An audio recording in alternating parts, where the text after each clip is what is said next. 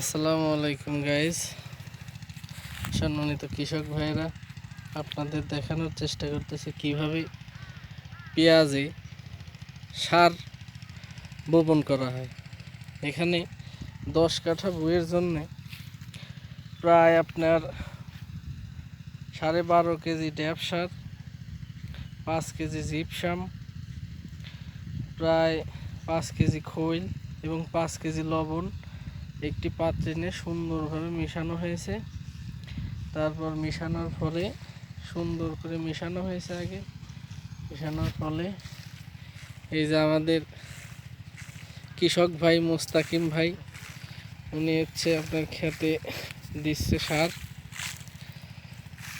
এই হলো পেঁয়াজের ভুঁই।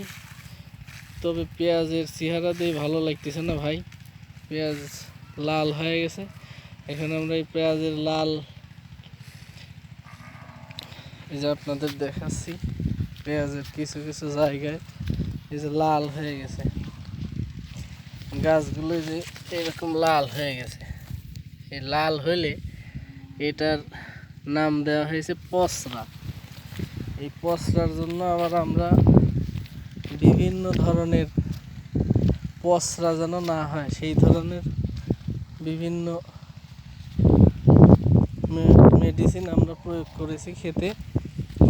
এখন দেখা যাক আল্লাহ কি করেন। পেঁয়াজের অবস্থা পুরা মাঠের উপরে মাঠ, শুধু পেঁয়াজ আর পেঁয়াজ। পেঁয়াজের যেরকম দাম, এতে কৃষকেরা উৎসাহিত হয়ে শুধু পেঁয়াজই লাগাইছে। দেখেন, আপনাদের দেখানোর চেষ্টা করতেছি, চারিদিকে শুধু পেঁয়াজ আর পেঁয়াজ। পেঁয়াজের বিকল্প কোনো কিছুই নেই। এত পেঁয়াজ উৎপাদন হয় বাংলাদেশে, তারপরও বাংলাদেশে এত পেঁয়াজের দাম কেন বেশি হয়? আর এই বেশিটার হওয়ার কারণ বিশেষজ্ঞরা বলছে এটা সিন্ডিকেটের কারণে বেশি হয়। তা আমাদের যেই কৃষক ভাই মোস্তাকিম ভাই, সে একজন আদর্শ কৃষক। তার বিভিন্ন ধরনের অভিজ্ঞতা আছে কৃষিকাজের উপর। তিনি বিভিন্ন সময় ধান চাষ করেন। তিনি একজন তরুণ উদ্যোক্তা। তার বয়স অল্প হলেও সে খুব ভালো চাষাবাদ করে। মোস্তাকিম ভাই, আপনি 1 মিনিট দাঁড়ান। এই যে আপনি যে খেতে যে জিনিসটা দিচ্ছেন, এটা কিসের জন্য দিচ্ছেন? পুষ্টি করার জন্য দিচ্ছি। এটা যেন খেতে কোনো রোগ বালাই না হয়, গাছগুলো যেন দ্রুত বাইরে ওঠে, এই কারণে দিচ্ছেন। আচ্ছা, ঠিক আছে।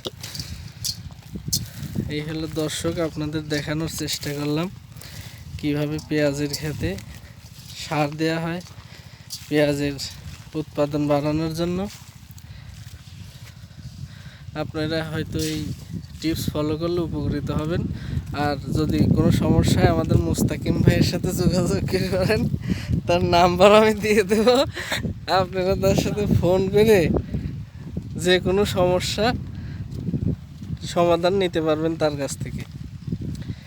সেই কৃষিকাজ সম্পর্কে তার খুব ভালো ধারণা আছে। সে ধান চাষে খুবই ভালো করছে।